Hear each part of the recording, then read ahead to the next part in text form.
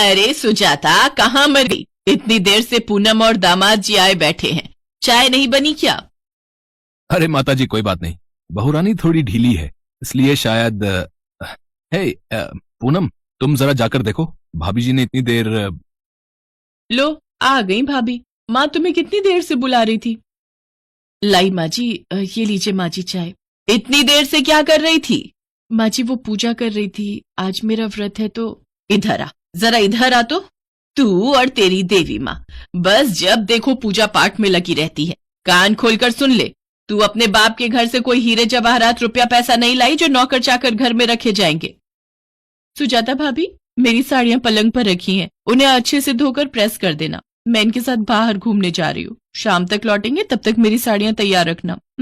अरे तू चिंता क्यों करती है पूनम, मैं बैठी हूँ ना, देखती हूँ। आज इसे खाना पीना कुछ नहीं मिलेगा, सारा काम करके रात को एक ही बार रोटी खाएगी। सुजाता का पति रमेश भी अपनी माँ के आगे कुछ नहीं बोलता था। वो भी सुजाता पर हो रहे अत्याचारों को चुपचाप देखता रहता था। सुजाता, ओ सुजाता, ये गेहूं के कट्टे आए हुए हैं, गेहूं साफ करके छत पर सुखा दे। नानी, मुझे खीर पूरी खानी है। हाँ तो बन जाएगी मेरे लाल। ओ सुजाता, आज मेरे बबलू बेटे के लिए खीर पूरी बनानी है, सुन लिया ना? दादी, मुझे भी खीर पूरी खानी है। चल हट पिछट, बड़ी आई खीर पूरी खानी है, वो सिर्फ मेरे बबलू के लिए बन रही है, तेरे लिए नहीं।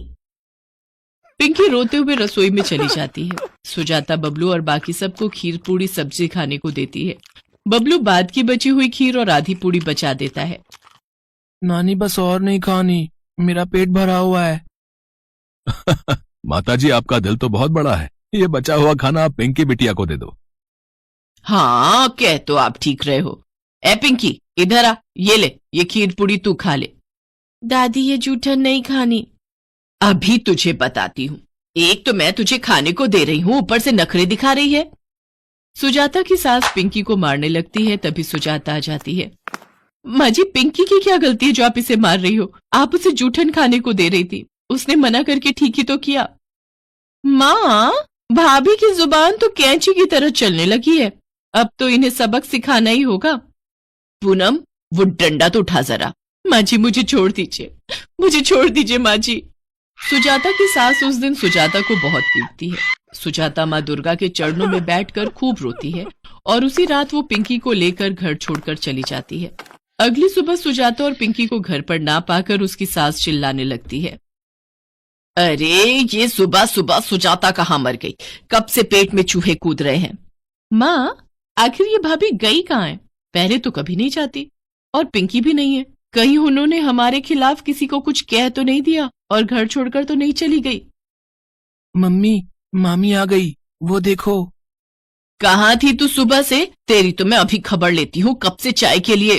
सुजाता की सास जैसे ही उस पर हाथ उठाने लगती है, सुजाता अपनी सास का हाथ पकड़ लेती है। ये देखकर सब लोग हैरान रह जाते हैं। तूने माँ का हाथ पकड़ा? छोड़ माँ का हाथ। सुजाता अपनी ननद को जोरदार थप्पड़ मारती है। कान खोलकर सुन लो, अपना बोरिया बिस्तर उठाओ और अपने पति के साथ ही यहाँ से दफा हो जाओ।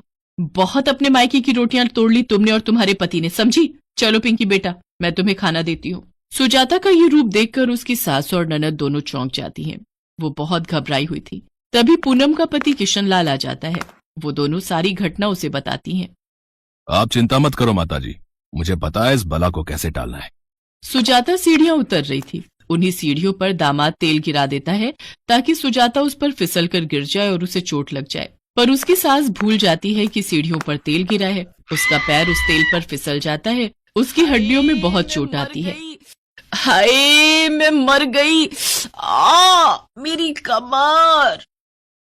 लो, हो गया काम। माता जी आपको क्या जरूरत थी सीढ़ियों से उतरने की? आप जानती थी ना कि सीढ़ियों पर तेल गिरा है। अब कुछ महीनों के लिए माता जी को आराम करना होगा। डॉक्टर के जाने के बाद सुजाता अपनी सास के पास जाती है और जबरदस्ती दवाई पिलाने लगती है। नहीं, मुझे तेरे हाथों से दवाई नहीं पीनी।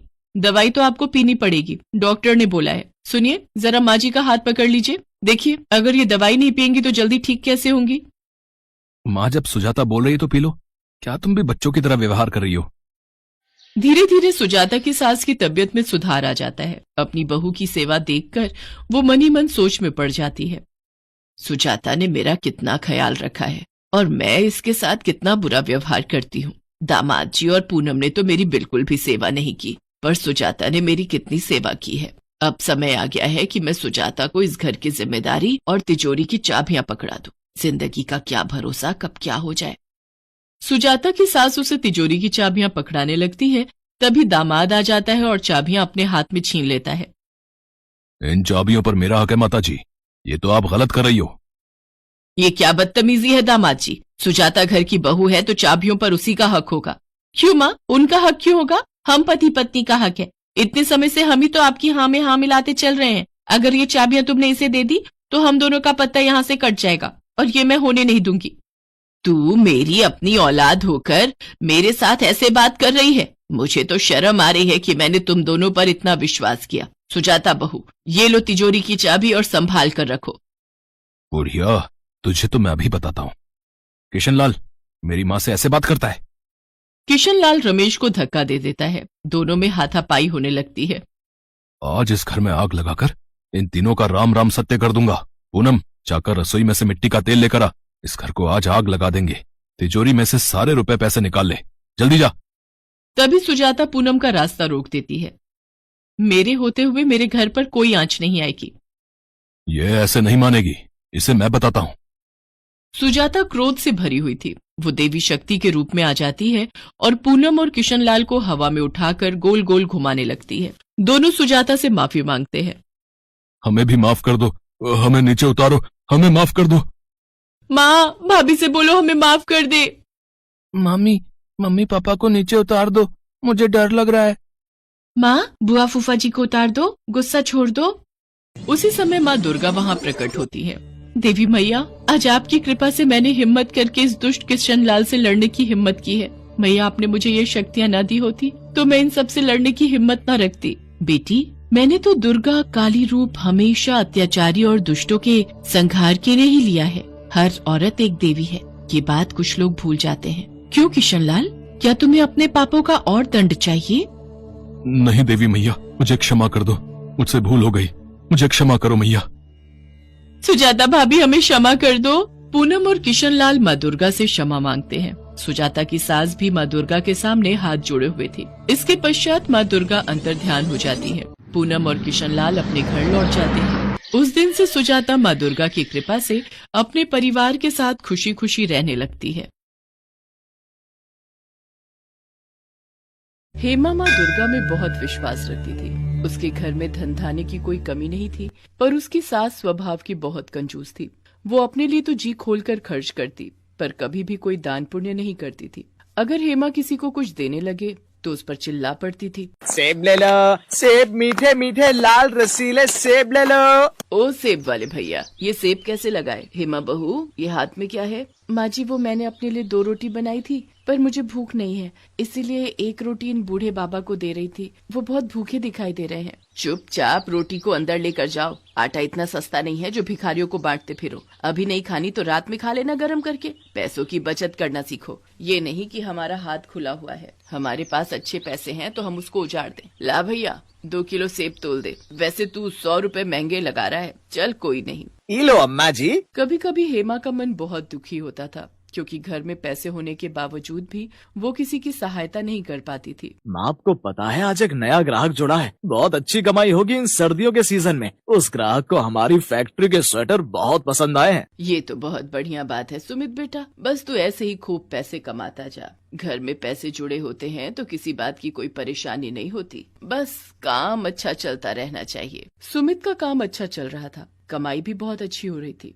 एक दिन हेमा की सास आंगन में बैठी अपने पर्स में से नोट गिन रही थी, पर वो बार बार गिनती भूल जाती। एक साधु बाबा द्वार पर बहुत देर से खड़े भिक्षा मांग रहे थे। ये नोट गिनते गिनते तंग आ गई हूँ। ये नोट है या मुसीबत? गिनती ही ठीक नहीं हो रही। ज्यादा पैसा होना भी मुसीबत ही है। माई, बाबा को कुछ दे दो, बहुत भूख लगी है।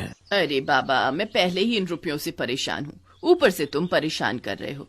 जब तक ये नोट मेरे हाथ में है तुम्हें कुछ नहीं मिलेगा। जाओ यहाँ से। तुम पैसों से इतनी परेशान हो एक भूखे को भोजन देने का भी समय नहीं है। माई, अगर तुम इन रुपयों से इतनी ही परेशान हो तो ईश्वर करे तुम्हारी ये परेशानी जल्दी दूर हो जाए, फिर तुम किसी भूखे को खाली हाथ मत लौटाना। हेमा की सास का ध्यान अभी भी नोट गिनने में ही था। वो गुस्से से झुंझला रही थी और उसने देखा कि जब वो नोट नहीं गिन पा रही है, इतनी देर में साधु बाबा भी भूखे द्वार से लौट चुके थे। हेमा उस समय घर पर नहीं थी, उसे इस बारे में कुछ भी नहीं पता था। सुमित शाम को घर लौटता है तो उसका मन उदास था। क्या हुआ, आप बहुत परेशान दिखाई दे रहे हो? मैंने बताया था ना, जो नया ग्राहक जुड़ा है जिसने फैक्ट्री में स्वेटर का ऑर्डर लिखवाया था, अचानक उसने मना कर दिया है। मेरा बहुत नुकसान हो गया। मैंने तो माल बनवाना शुरू भी कर दिया था, पर उस ग्राहक को विदेश जाना पड़ा। आज ही उसका फोन आया है, वो माल बनवाने को मना कर रहा है। कोई बात नहीं, आप परेशान मत हो, सब ठीक हो जाएगा। ये नहीं तो कोई और ग्राहक आ जाएगा। आप बैठो, मैं खाना लगाती हूँ। पर ऐसा नहीं हुआ। सुमित की फैक्ट्री में माल पड़ा रहा, पर एक भी ग्राहक ने माल नहीं खरीदा। धीरे धीरे सुमित का सारा काम ठप हो गया और वो कर्जे में डूब गया। घर में पैसों की तंगी आ गई। हेमा और उसकी सास दोनों के सारे गहने बिक गए। मकान गिरवी रखना पड़ा। फैक्ट्री को ताला लग गया और वो लोग बहुत गरीब हो गए।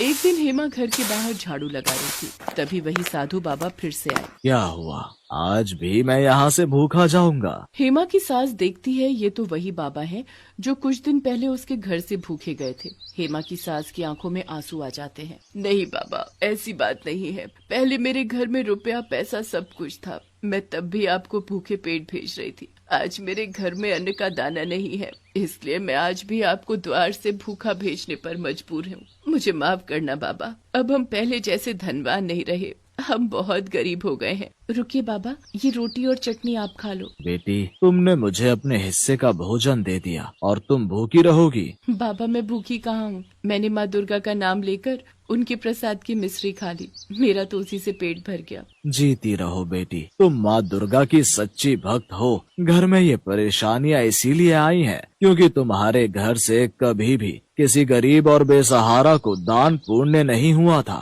तुम माँ दुर्गा के नवरात्रि व्रत धारण करो, माँ दुर्गा से भूल के लिए क्षमा मांगो, भूखों को भोजन खिलाओ, प्यासे को पानी पिलाओ। देखना, तुम्हारे घर की स्थिति पहले जैसी खुशहाल हो जाएगी। ठीक है बाबा, मैं माँ दुर्गा के नाम के नवरात्रि व्रत अवश्य रखूंगी। और फिर साधु बाबा के कहने पर हेमा ने विधि पूर्वक सच्चे मन से माँ दुर्गा के नवरात्रि व्रत रखने शुरू किए। वो माँ दुर्गा के नाम की जोत जगाती थी, घर में उनका कीर्तन और भजन करती थी, जिसमें उसकी सास और पति सुमित भी साथ देते थे। हेमा ने अभी 3 व्रत ही समाप्त किए थे कि सुमित खुशी से घर लौट कर आता है। माँ, जानती हो, मुझे स्वेटर और टी शर्ट का एक बहुत बड़ा ऑर्डर मिला है। दिसंबर तक मुझे ये ऑर्डर तैयार करना है। बहुत जल्दी जल्दी काम करना होगा। कस्टमर ने मुझे माल बनाने के एडवांस में रुपए भी दे दिए हैं। तू सच कह रहा है बेटा?